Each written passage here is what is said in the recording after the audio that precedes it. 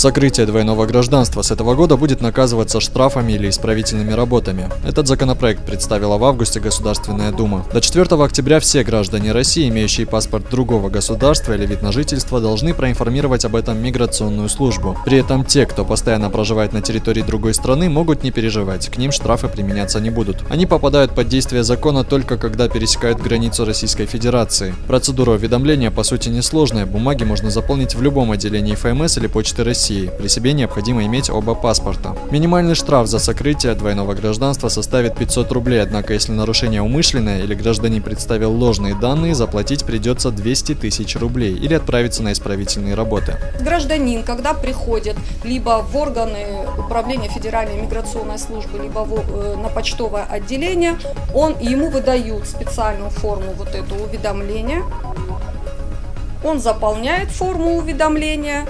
К данному уведомлению прикладывается 2 ксерокопии документов. Это значит копия паспорта гражданина Российской Федерации и копия паспорта иностранного гражданина, либо вид на жительство, либо иной документ, дающий ему право на проживание в иностранном государстве. В Северную Осетию прибыли представители Союза писателей Республик Северного Кавказа, России, Республики Южная Осетия и Крыма. Съезд литературных деятелей приурочен к 155-летию со дня рождения великого поэта Костахи Тагурова. Гости возложили цветы к памятнику остинского поэта. Затем в Институте гуманитарных и социальных исследований прошла официальная часть, где участники обсудили острые проблемы в области литературоведения, в частности, сохранение традиционной культуры в современном мире. В течение 2 дней гостей ознакомят с деятельностью Национальной научной библиотеки и ее книжным фондом. Кроме того, делегация посетит Республиканский музей краеведения, а также отправится на экскурсию в Куртатинское ущелье.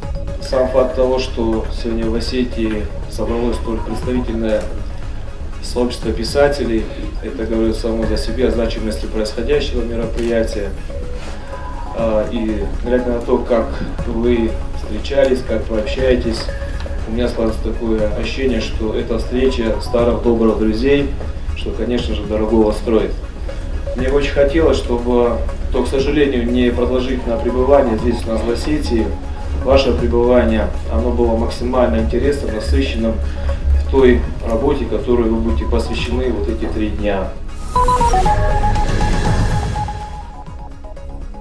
Международный день молодого донора состоялся в Северной Осетии. С самого утра сдать кровь на станцию переливания пришли около 100 человек. Некоторые из них пожертвовали полученные средства на лечение Виктории Купеевой. Слоган «Мы не проливаем кровь, мы ею делимся» известен уже многим в России и за ее пределами. Главной целью акции организаторы считают возможность спасти человеческие жизни. Впервые акция стартовала в Нальчике по инициативе общественной организации М-Драйв. Тогда по Северокавказскому федеральному округу кровь сдали свыше 500 человек. Донорское движение продолжает активно развиваться и в Северной Осетии. К акции уже подключились Москва, Санкт-Петербург, Ростов-на-Дону, Владивосток, Ставрополь, Чебоксары и другие города России. Уже более 120 человек пришло на станцию, чтобы сдать свою кровь.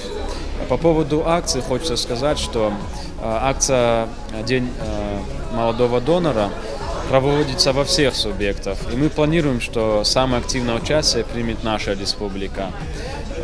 Также хочется отметить, что впервые наша организация «Быть добру» поддержала эту идею, и мы хотим дальше заниматься донорством, так как проблематика нехватки крови и так далее существует в республике.